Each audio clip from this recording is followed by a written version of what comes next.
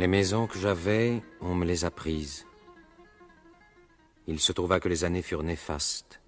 Guerre, ravages, exil. Parfois le chasseur atteint les oiseaux de passage, parfois il ne les atteint pas. La chasse fut bonne en ce temps-là. Beaucoup furent touchés par les plombs. Les autres errent sans répit ou deviennent fous dans les abris. Ne me parle pas du rossignol, ni de l'alouette, ni du petit hoche-queue traçant des chiffres dans la lumière avec sa queue. Je ne sais pas grand-chose des maisons. Je sais qu'elles ont leur caractère, voilà tout.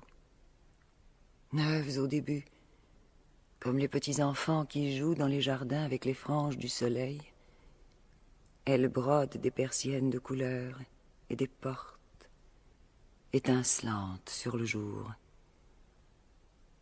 Quand l'architecte a fini, elles s'altèrent, elles se rident, ou sourient, ou encore s'irritent de ceux qui sont restés, de ceux qui sont partis, et de ceux qui viendraient, s'ils le pouvaient, ou qui ont disparu, maintenant que le monde est devenu immense hôtellerie. Je ne sais pas grand-chose des maisons.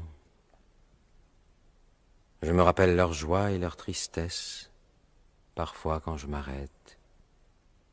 Aussi parfois près de la mer, dans des chambres nues, sur un lit en fer sans rien qui m'appartienne. En regardant l'araignée du soir, je me dis que quelqu'un s'apprête à venir, qu'on le pare d'habits blancs et noirs, de bijoux de toutes les couleurs, et qu'autour de lui, à voix basse, parlent des femmes de grande dignité, cheveux gris et sombres dentelles. Qu'il s'apprête à venir me dire adieu, ou qu'une femme à la prunelle prompte, à la taille de guêpe, revenant des ports du Midi, Smyrne, Rhodes, Syracuse, Alexandrie, revenant des cités closes comme de chaudes persiennes aux parfums de fruits dorés et d'aromates, monte l'escalier, sans remarquer ceux qui sont endormis sous les marches.